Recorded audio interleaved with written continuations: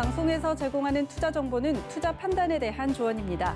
방송에서 제공하는 주식의 가치, 가격 상승 및 가격 하락에 대해서는 방송사에서 보장하지 않습니다.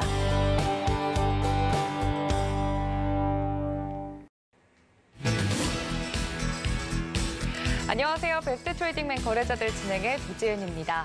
특명 3천선을 지켜라 라는 말처럼 오늘 우리 하루도 3천선을 지키기 위해 고군분투하는 날이었습니다. 외국인과 기관이 동반 매도가 나옴에도 불구하고 개인들의 순매수로 지수를 좀 방어해주는 모습을 보여주면서 3천선 겨우내 지켜내는 모습이었는데요.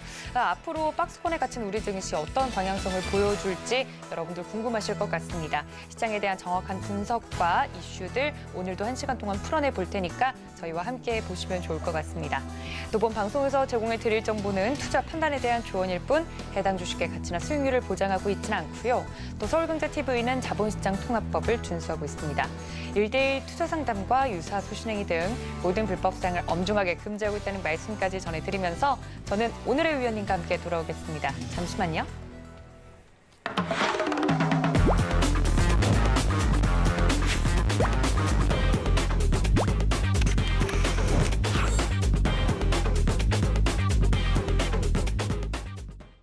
네, 분석의 신이시죠. 허반석 위원님과 함께합니다. 위원님 어서 오세요. 안녕하세요.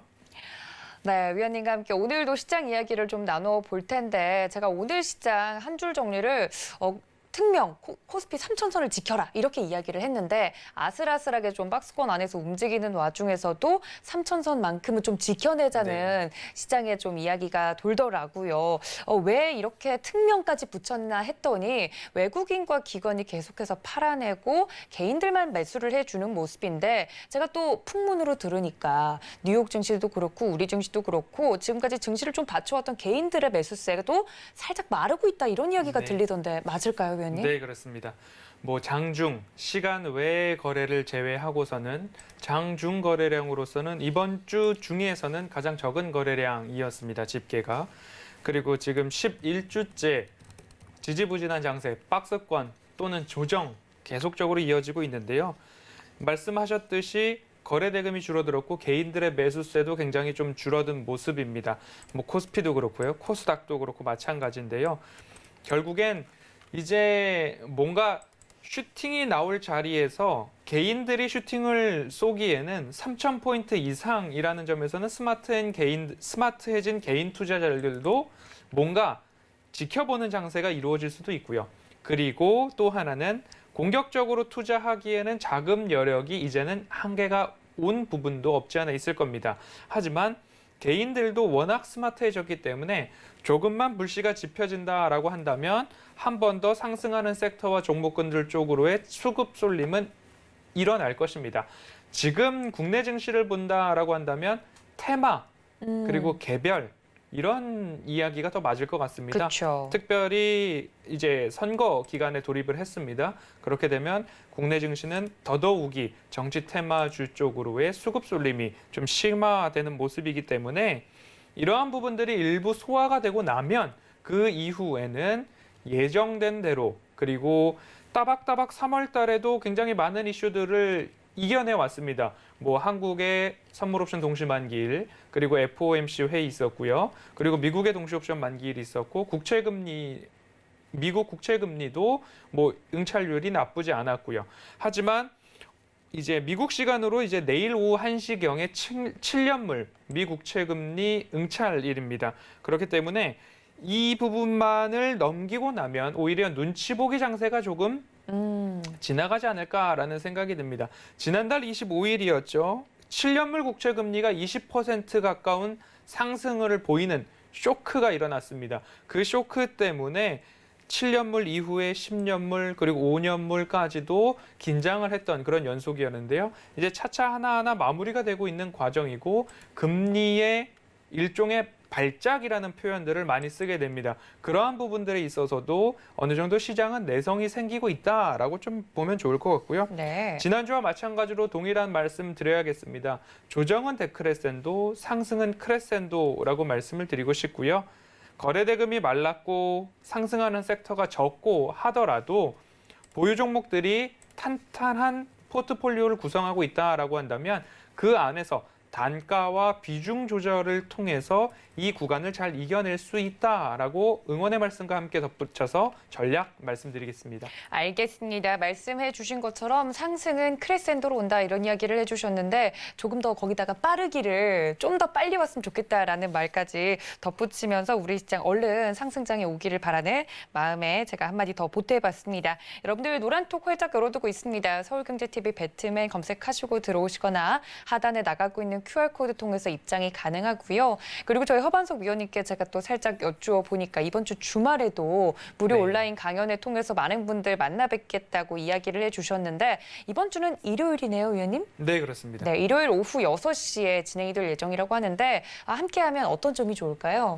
4월 전략을 어떻게 짜고 있는지, 그리고 이 지지부진한 장세에서 허반석의 모멘텀 투자 레터는 어떠한 전략으로 이 시간을 이겨내 왔는지에 대한 부분들, 그리고 4월 수익 극대화에 대한 기대감을 가지고는 있는데요. 그 4월을 어떻게 준비해야 4월 동안에도 미리 준비가 되어 있어야지 지수 상승과 함께 수익을 거둘 수 있을 텐데, 이 마지막 조정의 말미라고 자꾸 제가 말씀을 드리는데요. 이때 매수해야 할 종목들 차근차근 매수를 해 놓으셔야 한다라는 이야기.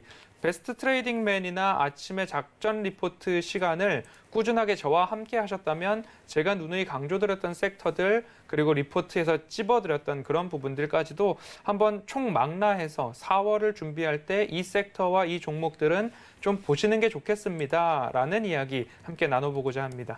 맞습니다. 주말에도 쉬지 않고 여러분들을 위해서 방송 준비를 해주신다고 하니까 여러분들 일요일 오후 6시입니다. 꼭 기억해 주시고 함께 해보시면 좋을 것 같습니다.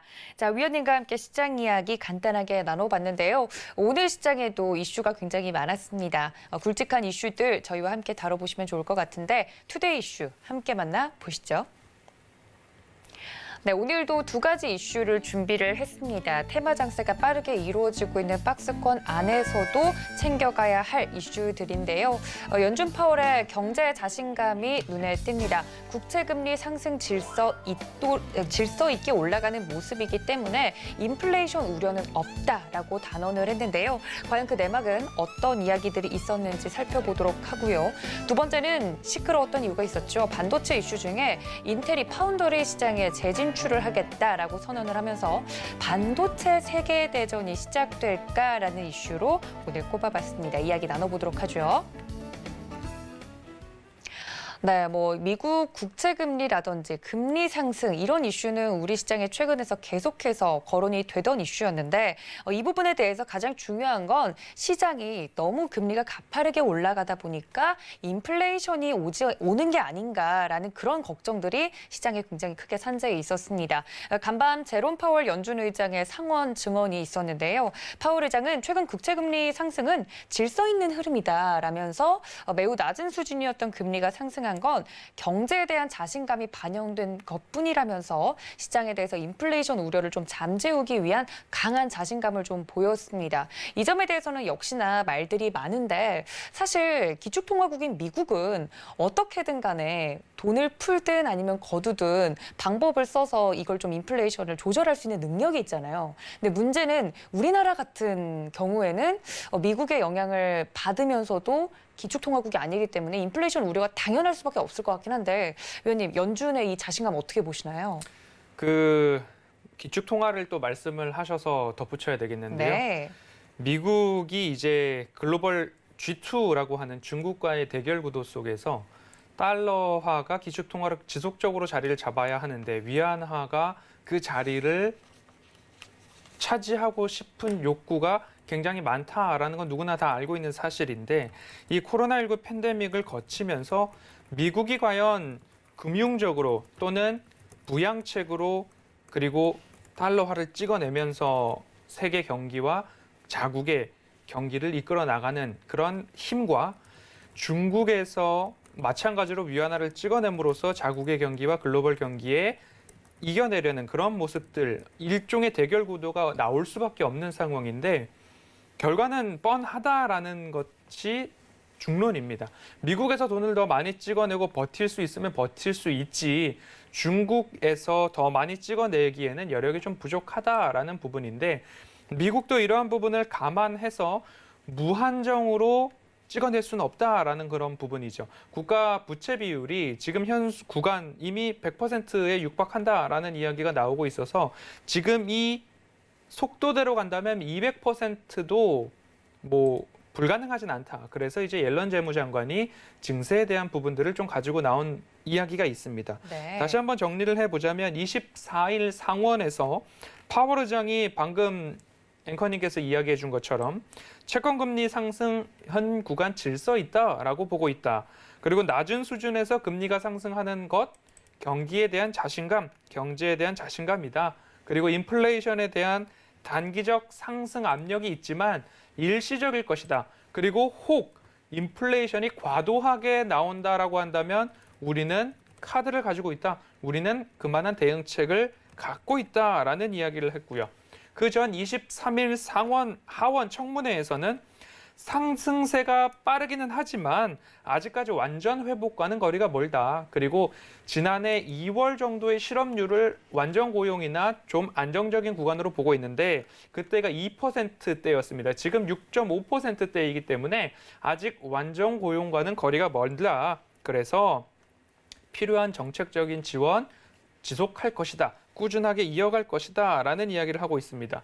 저도 마찬가지로 경기 회복과 소비 회복, 코로나 팬데믹으로 인해서 움츠려 있던 부분들이 결국엔 다시 경기 회복, 소비 회복으로 이어지고 그러면 금리 인상으로 이어질 수밖에 없는 부분이고 그 이후에는 달러 가치 상승까지 일어난다라고 한다면 다시 우리는 일상으로 돌아가는 것뿐이지 뭔가 지금 상황에서 없었던 길을 가는 것이 아니다라는 말씀을 드리고 싶고요. 네. 금융자산들의 상승 또는 하락 속도가 물가의 하락 상승에 비해서 굉장히 빠르고 가팔랐다라는 부분, 뭐 코스피 지수만 봐도 마찬가지잖아요. 지난해 3월 저점을 본다 하더라도 뭐 1,500포인트를 바로 하회해버리는 그런 모습들이 나왔던 것처럼 다시 이것을 반대로 물가 상승과 그리고 자산, 금리 이러한 상승 속도를 비교했을 때 어마어마하게 하락했던 금리나 자산의 속도보다 물가 속도가 더디기 때문에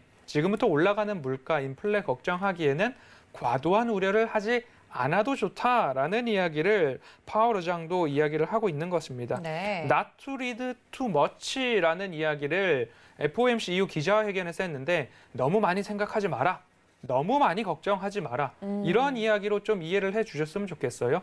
금리가, 국채 금리가, 인플레이션이 뭐 급작스럽게 그리고 시장에서 이런 이야기들을 하죠. 발작이라는 단어를 쓰는데 그렇게까지 일어난다라고 한다면 우리는 사용할 카드가 있다. 네. 대책이 있다라는 자신감을 표명해 주고 있는 것들을 좀 보시면 좋을 것 같습니다. 그래서 연준의 인내심과 시장 참여자들의 인내심 싸움이지 뭔가 잘못돼 가고 있는 것은 결코 아니다라고 시장에 대한 안도감으로 좀 시장을 바라봐 줬으면 좋겠고요.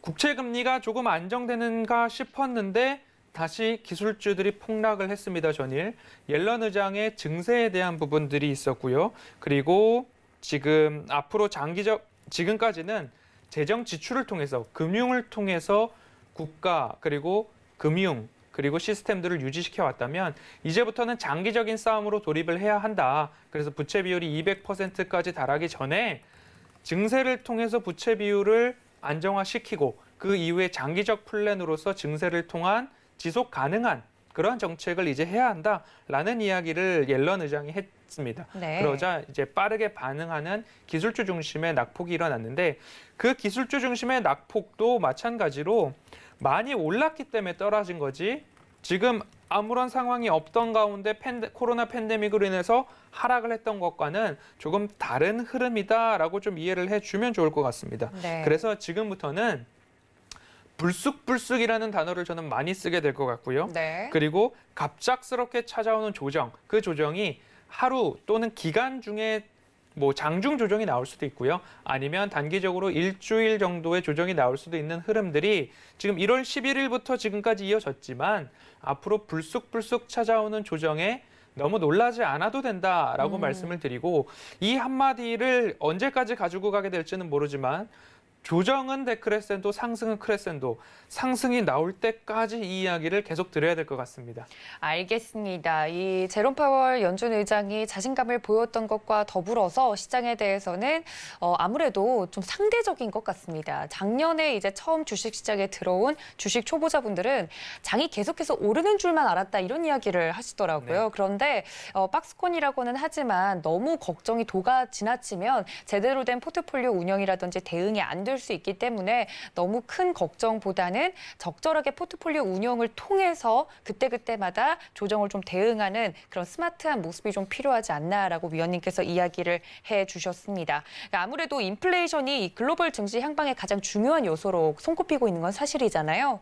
그래서 우리 시장의 종목들도 이렇게 보면 성장주와 가치주 오를 만큼 다 오른 것 같은데 1분기도 어느 정도 마무리가 되어가는 이 시점에서 2분기 실적이 잘 나오는 종목들을 좀 봐야 된다 이런 이야기들도 있더라고요. 위원님, 실적주 계속 좀 저희가 눈여겨봐야 되나요? 네, 제가 강조드리기는 허반석의 모멘텀 체크리스트 말씀을 드릴 때에 그렇죠. 종목 체크를 하는 것들이요. 산업과 섹터, 시장 자체가 커지는 그러한 sek터 위주에서 종목을 골라야 되는 기본적인 접근이고요. 두 번째로 매출과 영업이익이 증가하는 기업을 보셔야 하고 네. 그리고 차트상 저점 구간에서 하셔야 되고 미래를 꼭 이끌 모멘텀이 무엇인가를 좀 보셔야 되는데 네. 지금 포스트 코로나에 우리는 무엇을 봐야 하는가에서 하나를 추가한다라고 한다면 1분기는 조금 마이너스여도 괜찮고 이해가 납득이 됩니다. 네. 하지만 상반기 안에는 플러스로 숫자로 뭔가 보여줄 만한 기업이어야겠다라는 것을 하나 더 추가한다면 네. 1분기 성장성은 마이너스나 보합도 괜찮습니다. 하지만 상반기 안에는 플러스로 전환된 뭔가 실적과 매출로 성장이 저희는 턴어라운드 했습니다라는 것이 뭐 조금 더 가까운 좀 확실한 그런 기업 위주로 보셔야 된다라고 말씀드리는 이유가 네. 3월 저점 이후에 많이 상승을 했습니다. 그 이후에 지금 조정이 나오고 있는데 조정을 꾸역꾸역 버티고 있는데 상반기조차도 플러스가 안 나왔다. 그러면 인내심만으로는 주가를 지지하기에는 어렵다라는 거죠. 네. 그렇기 때문에 늦어도 상반기에는 턴 어라운드 되는 기업들부터 차례대로 보셔도 늦지 않겠다라는 말씀드리겠습니다. 알겠습니다. 저희 위원님께서 종목 체력 테스트를 계속 해야 된다 이런 이야기를 해주셨는데 실적에 대한 실적이 좀 찍히고 성적표가 나오는 제대로 좀 미래의 가치가 제대로 반영되고 있는 종목에 대해서 눈여겨봐야 된다는 말씀은 그 체크리스트를 계속 저희 방송 통해서 말씀을 드리고 있기 때문에 이 점까지 여러분들 참고를 해주시면 좋을 것 같습니다. 자, 그럼 두 번째 이슈로 좀 넘어가 보도록 하겠습니다. 사실 어제장에서 미리 나왔던 내용이긴 한데요. 미국 반도체 업체인 인텔이 투자 계획을 발표를 했습니다. 바로 인텔이 돌아왔다라고 이야기를 하면서 파운더리 시장에 재진출을 하겠다라고 선언을 한 건데요. 많은 분들이 이 파운더리 반도체가 대체 뭔데? 라고 생각을 하실 수 있을 것 같아서 설명을 좀 드리자면 이 파운더리 반도체 수탁 생산 같은 경우는 반도체 활용 범위가 요 근래 들어서 더 넓어지면서 칩 자체를 설계하는 기업이 늘고 있는데 이 파운더리를 통해서 반도체 자급이 이루어지지 못하면 국가 경쟁력 자체가 좀 흔들릴 수 있기 때문에 미국의 이제 인텔 같은 경우도 이곳에 좀 더 집중을 하겠다라고 말을 한 것으로 밝혀진 것 같습니다. 파운더리 생산에 대해서 수요는 계속 늘고 있고요. 여러분들 저희 방송 통해서도 반도체 쇼티지 현상에 대해서는 위원님들이 계속 언급한 것에 대해서 기억을 하실 겁니다. 글로벌 파운더리 시장 규모는 계속해서 커져가고 있고요. 2023년에 추정치를 봤을 때 812억 달러가 넘는 시장 규모를 보일 것이다라고 현재 예상치가 나오고 있습니다. 이 커져가는 글로벌 파운더리 시장 점유율을 보면 많은 분들이 아시겠지만 대만의 TSMC가 지금 1등이고요. 우리나라의 삼성전자가 18%를 차지하면서 2위 기업으로 손꼽히고 있습니다. 사실 이 인텔이 재진출을 하겠다라는 이야기의 뒷면을 보면 중국과 미국 간에 이 기싸움을 빼놓고는 이야기할 수가 없죠. 아무래도 너무 이 반도체 자체가 아시아 시장에 의존도가 높다 보니까 미국에서도 뭔가 손을 써야겠다라는 그런 배경 하에서 인텔이 재진출을 이야기를 한 것 같은데 시장의 반응은 뭐 냉담하다 이런 이야기가 있더라고요. 1, 2위가 좀 굳건해서 그런 것 같긴 한데 위원님은 이 이슈 어떻게 보셨을까요? 1, 2위가 굳건하기는 하지만 네. TSMC와 삼성전자의 차이가 워낙 크기 그렇죠. 때문에 오히려 위기감의 측면에 있어서는 삼성전자의 위기감이 더 큰 것으로 느껴집니다. TSMC가 이제 뭐 56% 이상의 시장 점유율을 보여주고 있기 때문에 삼성전자가 18% 수준인데 후발주자가 인텔이다. 하지만 인텔은 이미 많은 IP를 갖고 있거든요. 그리고 기술력도 있고 그리고 뭐 5나노급, 인텔은 10나노급 이야기를 하는데 10나노급이지만 성능적인 부분에 있어서는 굉장히 좋은 성능을 내고 있다. 그리고 7나노급까지도 인텔 지속적으로 개발하고 있는 과정 속에서 파운드리로 간다라는 부분이 어떻게 보면 미국 시장 그리고 미국 국가적인 전략이지 않을까라는 모습이 좀 읽혀집니다. 바이든 대통령이 이런 이야기를 했습니다. 반도체는 21세기 편자의 못과 같다. 미국이라는 말이 달리기 위해서 말 발굽에 편자를 달아주는데 그 편자를 고정시켜줄 못이 반도체다라는 이야기를 했습니다. 바이든 대통령 결국엔 반도체 그리고 차량용 배터리 공급망 검토를 해라라고 행정명령에 서명을 하고 얼마 지나지 않아서 인텔이 파운드리 시장 다시 진출하겠다라는 이야기가 발표가 났습니다. 이렇게 되는 것을 흐름상 봤을 때 행정명령에 서명을 하면 90일인가요? 일정 부분 시장에 대한 조사 이후에 보고서를 이제 백악관에다 제출을 하면 그 보고서 내용을 토대로 이제 결국엔 집행이 되는 그런 부분까지 이어질 텐데 그때까지 우리는 가만히 있지 않는 거죠. 오스틴 공장도 있고 그리고 평택도 그렇고 삼성전자도 나름대로의 뭔가 계획과 그리고 대응을 하기 위한 연구개발 굉장히 부단히 하고 있는 기업인 것 누구나 다 알고 있는 모습입니다. 네. 하지만 장기적으로 봤을 때는 뭐 글로벌 전 세계의 반도체 생산량 중에 절반을 흡수하고 있는 미국인데 이거 해외에 이렇게 다 의지해야 하는가라는 이야기 참을 수 없다라는 거죠. 하지만 인텔이 뭐 아무 생각 없이 할 게 없어서 이곳으로 온 게 아니고 인텔의 상황도 여전히 좋지만은 않습니다.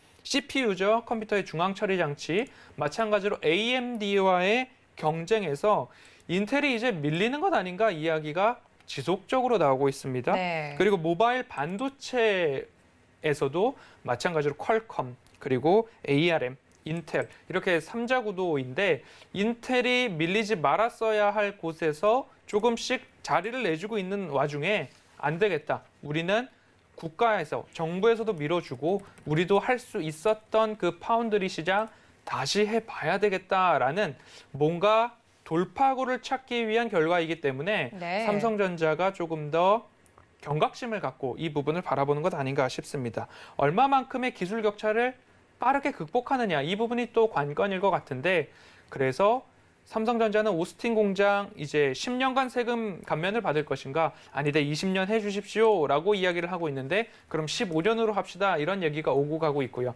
평택의 P3 라인이죠. 30조 원을 투자한다라고 하는데 이 부분에 있어도 조기 집행을 통해서 글로벌 시장 점유율을 높이고 생산량을 높이고 기술에 대한 발전을 더 증대하려는 삼성전자의 노력도 끊임없이 이루어지고 있기 때문에 다만 안도할 수 있는 순간은 아니다. 그런 구간은 아니다라는 부분. 언제까지 우리는 1등을 할 수 없다라고 누누이 강조해 오던 부분들이 삼성전자에 또 한 번 과제를 던져준 그런 부분으로 인텔 파운드리 진출 살펴봤습니다. 알겠습니다. 사실 위원님께서 말씀해 주신 것처럼 인텔은 2016년이죠. 파운더리 사업에 진출을 했다가 기술 문제로 2년 만에 철수한 적이 있습니다. 그러다 보니 재진출을 하는 것에 있어서 삼성이나 TSMC보다 한 2세대 정도 좀 뒤처진 것이 사실이다라는 게 시장의 좀 냉정한 평가인데요. 그 기술 격차를 얼마나 빠르게 좀 잡을 수 있는지가 요점이 될 것 같고 그리고 이런 이슈가 처음 우리 시장에 나왔을 때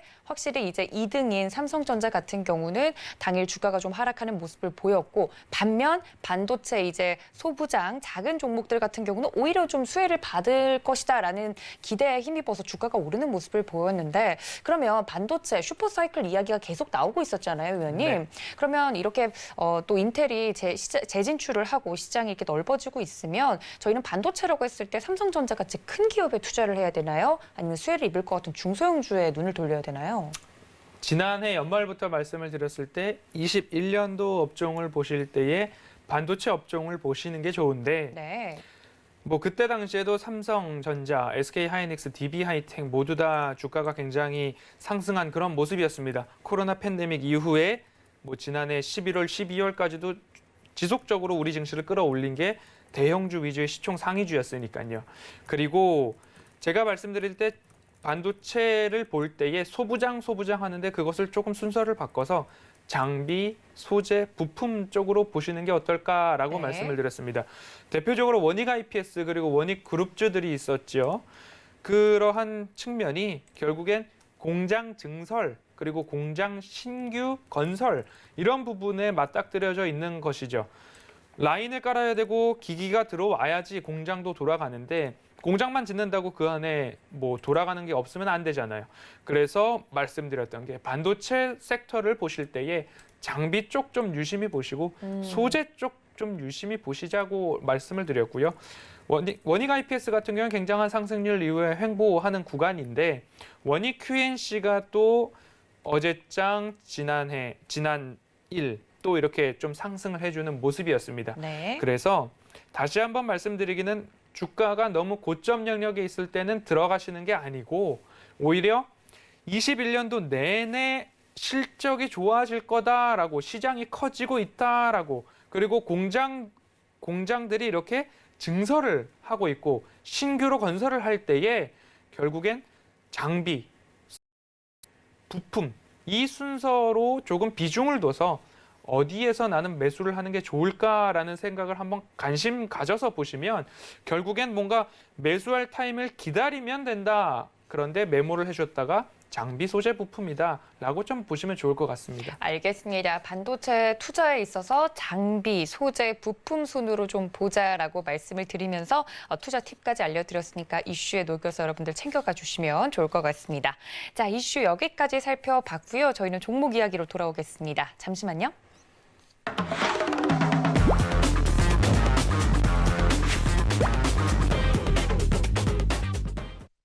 네, 대외적으로는 미국과 중국이 신경전을 또 계속하고 있고 국내로 눈을 돌리면 테마 장세가 빠르게 이루어지고 있는 가운데 그 중심에는 선거철이기 때문에 인맥 관련한 정치 테마주들이 또 빠르게 움직이고 있는 게 사실입니다. 이런 장 속에서 위원님 어떤 업종 쪽에 좀 눈을 돌리셨을까요? 저는 지금 오늘장 움직인 업종 중에서는 그래도 풍력과 태양광, 뭐 신재생 에너지 섹터죠. 뭐 CS 윈드, 삼강 M&T, 하나솔루션, OCI, SDN, 링스까지 좀 보시면 좋을 것 같은데요. PPA 법이 이제 개정이 됐고 통과가 됐습니다. 뭐냐면 전기를 생산하는 사람이 전기를 판매까지 할 수 있는 법으로 바뀐 부분인데요. 네. 국회에서 이 법을 이제 통과하자 재생에너지 산업 수혜가 전망되면서 관련된 섹터의 종목들이 동반 상승해주는 그런 모습이었습니다. 전기 공급 사업자가 그러니까 태양광 패널을 설치해놨거나 풍력 발전을 하거나 하는 전기 생산, 전기 공급자가 전력 시장을 거쳐서 여지껏 전기를 판매해 왔는데 한전을 거치지 않고 이제는 전기 사용자에게 직접 공급이 가능하다라고 하면 오히려 이 시장에 있어서 간편해지고 뭐 유통망을 거치지 않는다라고 뭐 이해를 해도 좋을 것 같습니다. 그래서 전력의 발전과 판매 겸업에 대한 부분이 해소가 됐기 때문에 이 섹터가 함께 움직인 모습인데요. 오히려 큰 이슈가 아니더라도 그간 조정이 또 나왔죠. 어마어마하게 2차 전지 섹터와 신재생 에너지 관련된 부분의 상승이 연초부터 연말까지 오히려 올해 초까지도 굉장한 상승이 나왔습니다. CS 윈드만 본다 하더라도 적어도 2만 원 언저리 그리고 3만 원 이하에서도 살 수 있었던 적에서 9만 원 최고가 영역은 2월 8일 10만 8천 원까지 찍었던 구간이니까요.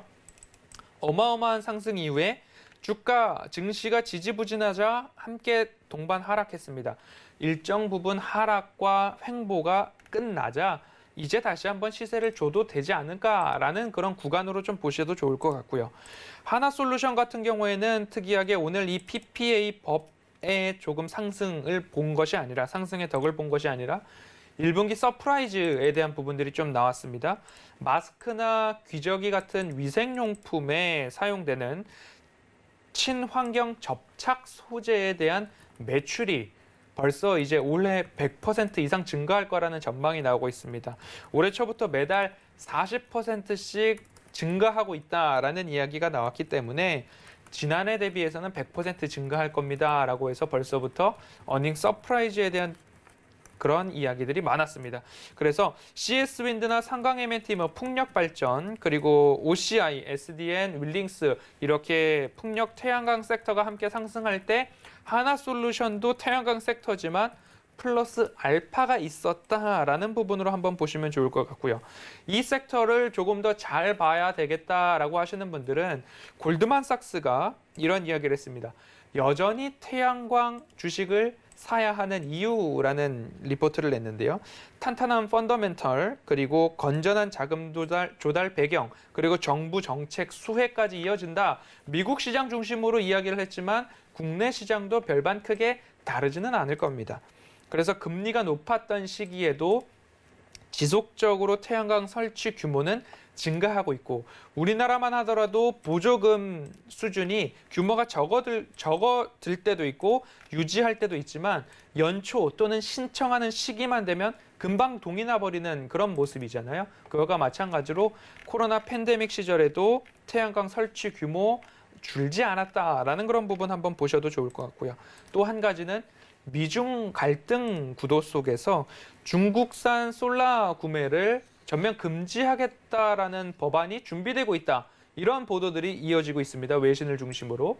그랬을 때에 좀 봤을 때 중국산 솔라를 구매하지 않는다라는 결정이 나오면 반사수에 대한민국이 얻게 되는 거죠. 그렇기 때문에 풍력과 태양광 에너지 이제는 조금 더 관심을 가질 때도 되지 않았나. 그간의 상승 이후에 조정을 받았고 조정 이후에 상승 채비를 얻고 있는 모습이기 때문에 CS 윈드를 좀 중심으로 한번 차트를 한번 보겠습니다. CS 윈드 차트도 마찬가지로 이렇게 최하단부터 최근까지 좀 보면 이렇게 저점 구간에서 이 라인을 잘 맞춰서 올라가고 있는 모습들이 보입니다. 그래서 이렇게 저점 구간에서 다시 한번 이 저점을 형성하고 있는 것 아닌가라고 보셨을 때에 너무 급등한 종목을 굳이 9만 원 권역에서 따라가지 않아도 된다라는 부분으로 봐주시고요. 풍력, 태양광 에너지 앞으로도 1분기 늦더라도 상반기에 턴 어라운드 되는지 확인하시고 접근해도 나쁘지 않겠다라고 보여집니다. 네, 알겠습니다. 오늘장 움직이는 업종으로 이제 태양광과 풍력 에너지 관련주들을 이야기를 해주셨습니다. 사실 뭐 이렇게 친환경 관련된 이슈는 이번 정부도 그렇고 전 세계적인 글로벌 흐름도 그렇고 꼭 챙겨가야 하는 거긴 한데 특정 종목에 이제 딱 들어갔다가 물려 계시는 분들 이야기를 제가 많이 들어서 그렇다면 이 친환경 관련돼서 수소 관련된 쪽도 같은 관점으로 보면 될까요, 위원님? 네, 수소 마찬가지로 정말 수소를 가지고 이익, 매출이 나는가를 좀 보셨으면 좋겠어요. 제가 이런 비유를 들고 있습니다. 자동차에 원래 부품을 납품하던 회사인데 내연기관 자동차도 부품이 들어가고 뭐 자동차 마찬가지로 문 있고 유리 그렇죠. 있고 그리고 바퀴 있고 다 하잖아요. 그런데 내연기관 자동차랑 수소 자동차랑 정말 다른 게 무엇인가? 그것을 한번 보셔야 되고 고무 패킹이 들어가는데 내연기관 자동차에 들어가던 고무 패킹이 수소 자동차에도 당연히 들어갑니다.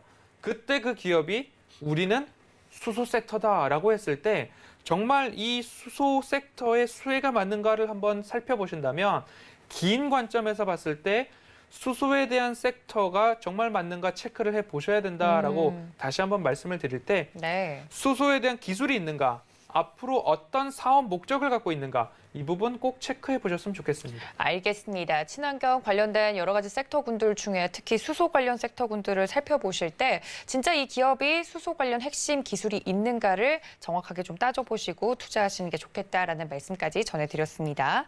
자, 그렇다면 내일장 움직일 업종 찾아봐야 될 것 같은데 워낙에 이렇게 테마가 빠르게 돌고 있는 시장에서 어떤 것이 미래에 움직일지 딱 집어내는 게 사실 어렵잖아요. 어떤 쪽으로 저희는 봐야 될까요, 위원님? 네, 일주일에 한 번씩 내일장을 움직일 업종을 말씀을 드리고 있어요. 네. 오늘은 은행 관련된 업종, 그리고 증권, 그리고 금융 관련된 업종을 말씀을 드리는데요. 네. 포스트 코로나, 이제 코로나 팬데믹 이후에 어떠한 쪽에서 수혜가 일어날 것인가를 했을 때 증권 산업과 은행 산업 놓칠 수 없죠.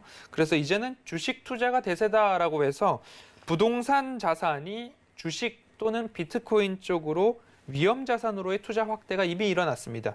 그리고 은행 산업으로 봤을 때에는 경기 회복, 외환 시장의 회복, 금리 상승, 정책 관련된 부분, 지금까지는 대출도 잘 해줘라.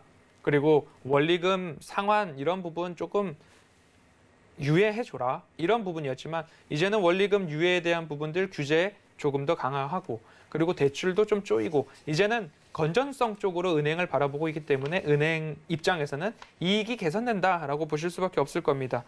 증권업 다시 한번 말씀을 드리면 부동산 시대에서 이제 주식 시대로 왔고 간접 투자 시대에서 이제는 직접 투자 시대로 돌아왔습니다. 그래서 21년도에도 증권사들의 수익은 여전히 좋을 것이다. 여전히 맑음이다라고 보시면 좋을 것 같고요. 연평균 거래 대금이 굉장하게 상승을 했습니다. 그리고 68조 원 이상을 찍었던 1월 11일을 고점으로 증시는 여전히 조정을 받고 있지만 증권사 수익 측면에 있어서 앞으로 연평균 거래 대금이 감소하더라도 증권사의 수익은 맑음이다. 이익은 증가할 것이다. 라는 이야기 지속되고 있으니까요. 삼성증권, NH투자증권, 미래에셋대우 한국금융지주, 그리고 오늘 아침에 키움증권 리포트 함께 살펴드렸는데요. 이런 금융, 증권 쪽 보셔도 좋고요. 그리고 은행 산업을 봤을 때 이제 집중해서 보실 게 글로벌 주요 은행 중에서 우리나라가 수익성이 굉장히 양호한 측면입니다. 네. 하지만 주가가 간 종목도 있고 못 간 종목도 있는데 이 부분 한번 구별해서 장기적 관점으로 1번 허반석의 모멘텀 체크리스트 1번이죠. 추세 하단에서 올라갈 수 있는 종목들 분명히 있습니다. 그 부분 좀 보셨으면 좋을 것 같고요. 배당 규제에 대한 부분 이제는 완화된다라는 이야기가 있습니다. 그래서 배당 규제가 완화되면 결국 주주 가치 재고에 대한 부분들 있을 겁니다. 그 부분 좀 보셨으면 좋겠고요. 한 가지 꼭 보셔야 될 것 중에 은행업 중에 보실 거는 은행 부분의 이익이 있고 그리고 비은행 부분의 이익이 있을 겁니다. 지금까지 은행 부분의 이익은 코로나 팬데믹으로 인해서 어마어마하게 20%가량 다 줄어들었습니다. 하지만 비은행 부문에서의 이익 개선으로 인해서 은행들의 실적이 유지되고 있다라는 그런 부분 체크를 하실 때에 그러면 결국 은행 하나만으로 먹고 사는 게 아니라 은행도 있고 캐피탈도 있고 보험도 있고 카드도 있고 증권사까지도 갖고 있는 금융지주사라면 더할 나위 없이 포트폴리오가 잘 짜여져 있다라고 평가가 될 것 같습니다. 그래서 KB금융도 그렇고요. 신한도 그렇고요. 하나도 그런데 KB금융 차트를 한번 본다라면 누누이 말씀을 드렸던 부분 중에 지난해 연말을 올 때에 결국엔 배당 관심 꼭 가져도 좋다라고 하면서 KB금융 말씀을 드렸습니다. 배당을 받고 매도를 한 부분도 있지만 매도를 하지 않아도 지금 잘 가고 있다라는 그런 부분을 살펴볼 수 있는데요. 이 추세는 지금 반복되고 있습니다. 이 추세 하단부에서 매수, 동그라미 부분, 빨간색 동그라미에서 매수를 하실 수 있었던 구간들은 굉장히 많았습니다. 최근에도 있었고요. 그 이후에는 이 추세 안에서 박스권 움직임이 오고 가고 있다라는 그런 부분들을 한번 살펴보시면 다시 한번 이 저점 테스트를 할지 안 할지 모르지만 결국엔 너무 고점에서 사지 않아도 된다라는 그런 부분들을 말씀을 드리고 싶고요. 혹여나 급한 마음에 고점에 사셨다라고 한다면 고점에 대응을 하게 될 수밖에 없다라는 손가락이라면 분할로 접근을 하시는 게 유효하다라는 말씀드립니다.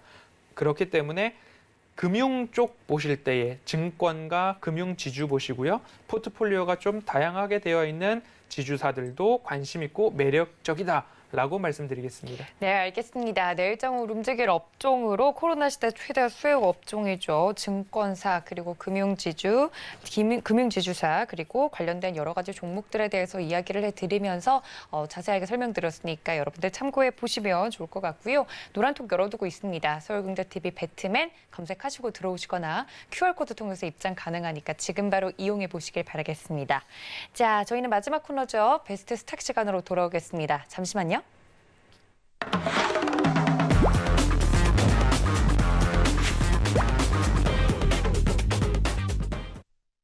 네, 저희 허반석 위원님과 함께하고 있습니다. 위원님께서는 말씀을 계속 해드리고 있지만 이 허반석에 투자 리스트가 따로 있잖아요, 위원님. 어떻게 하면 이 종목이 기초 체력이 좋은지 계속 테스트해 볼 수 있는 그 세 가지 조건으로 종목을 보고 계신 걸로 알고 있는데 투자 리스트 중에 오늘은 어떤 종목이 좀 그물망에 딱 걸렸는지 궁금하네요. 네, 오늘 제가 가지고 나온 종목은 신한지주입니다. 신한지주인데요. 방금 말씀드렸을 때 은행 부분의 수익성 그리고 비은행 부분의 수익성인데요. 포트폴리오라고 은행에서도 금융지주사에서도 이야기를 합니다. 은행에서의 영업이익이 있고 그리고 카드 그리고 증권, 보험 이런 쪽으로도 모두 다 금융업을 영위하고 있기 때문에 금리 인하 그리고 뭐 NIM 순이익 마진 그리고 뭐 예대 마진 이런 부분들에서 조금 은행이 좋지 않았다면 오히려 다른 부분이죠. 증권사 그리고 카드사, 보험사 쪽에서의 수익률은 굉장히 높아져서 그나마 은행을 먹여 살리고 있다고 좀 보시면 좋을 것 같고요. 신한지주도 마찬가지로 신한은행, 카드, 금융투자, 보험 캐피털 이 대표적이죠. 그리고 오렌지라이프 생명보험 갖고 있고요. 그리고 제주은행 75% 지분 가지고 있습니다. 그래서 다양한 포트폴리오가 구성돼 있다라고 보시면 좋을 것 같고요. 지금까지 누누이 이어져 왔습니다. 국채금리 그리고 인플레이션, 원달러 환율 그럼 외국인 수급까지도 걱정해야 되는 것 아닌가라는 게 지금까지의 모습이었죠. 지지부진한 장세가 11주째 이어지니까 이제 확 떨어지는 건 아니냐라는 그런 걱정들 많으셨을 텐데요.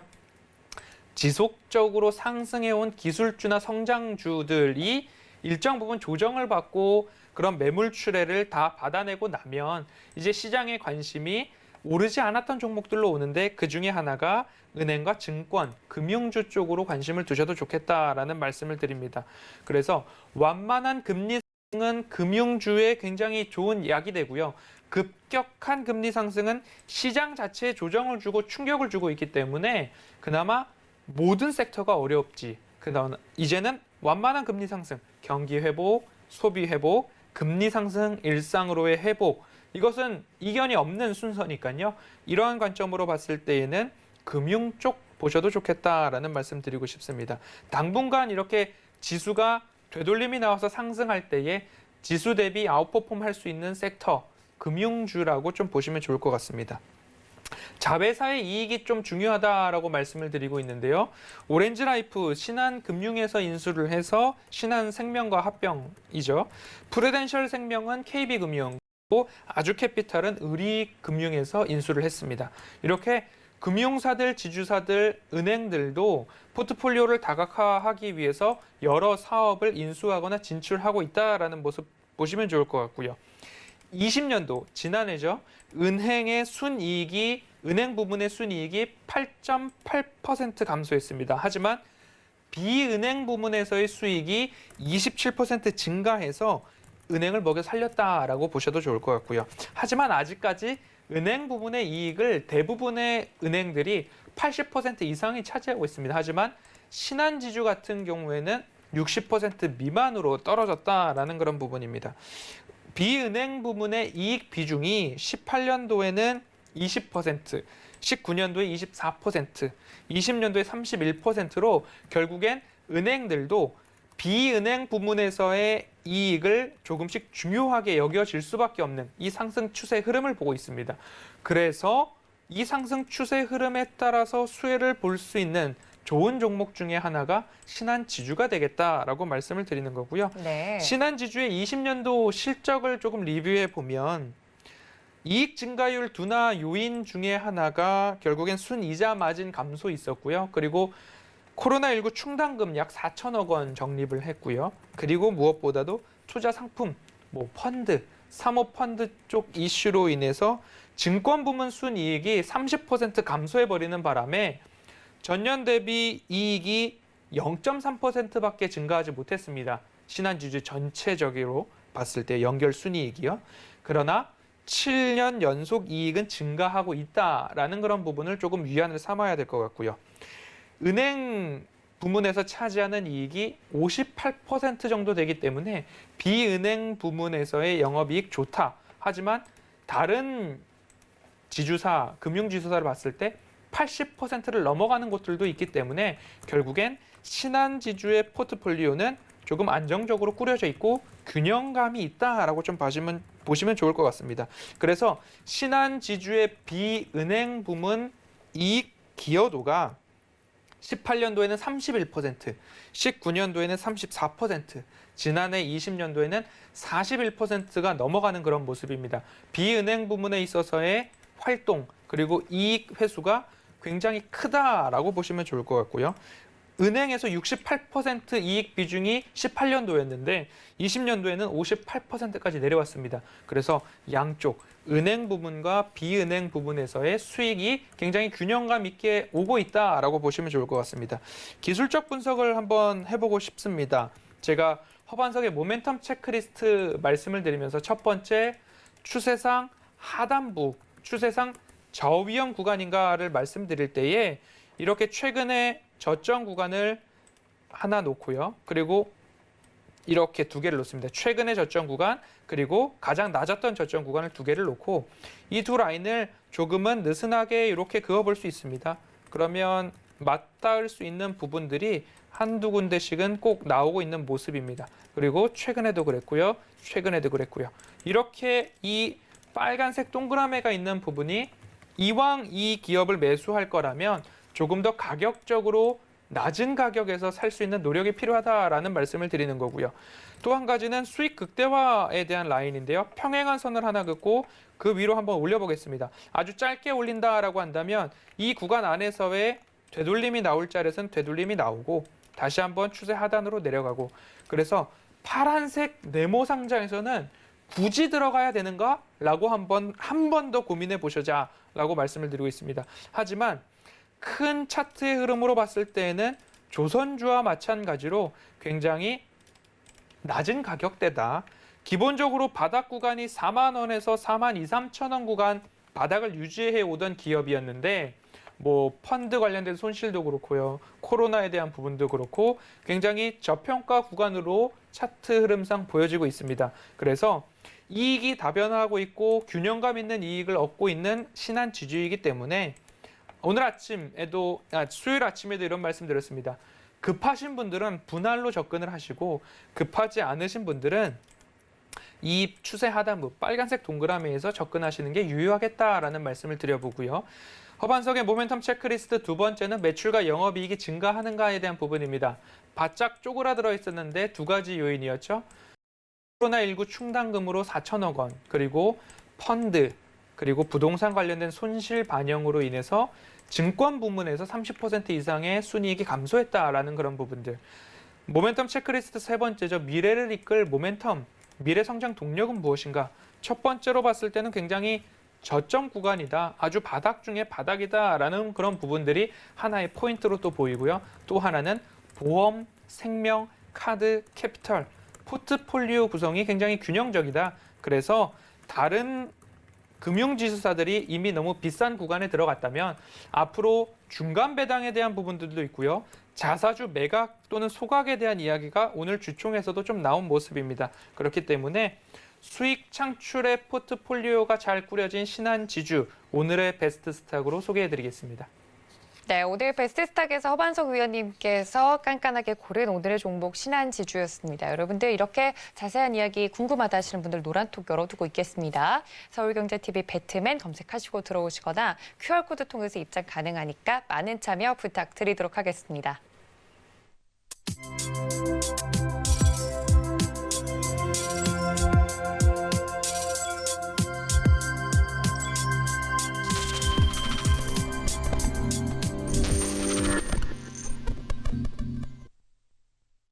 네, 벌써 3월도 거의 다 가고 있습니다. 4월 준비는 어떻게 돼가고 있으신가요? 여러분들 4월 좀 더 알차게 보내시라고 허반석 위원님께서 주말에도 무료 온라인 강연회를 통해서 여러분들께 투자 전략 전해드린다고 합니다. 일요일 오후 6시니까요. 월요일, 너무 월요일 기다리고 싶지 않다 하시는 분들은요. 저희 허반석 위원님과 함께 그래도 월요일이 되면 장이 열리니까 라는 기쁜 마음으로 일요일에도 공부해 보시기를 바랍니다.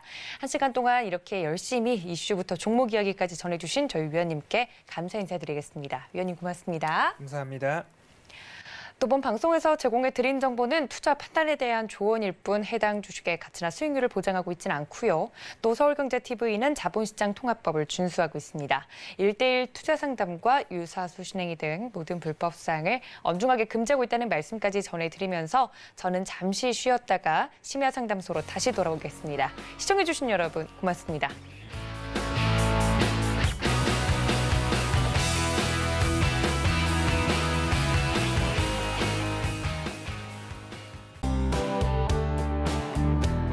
본 방송에서 제공하는 투자 정보는 투자 판단에 대한 조언입니다. 방송에서 제공하는 주식의 가치, 가격 상승 및 가격 하락에 대해서는 방송사에서 보장하지 않습니다.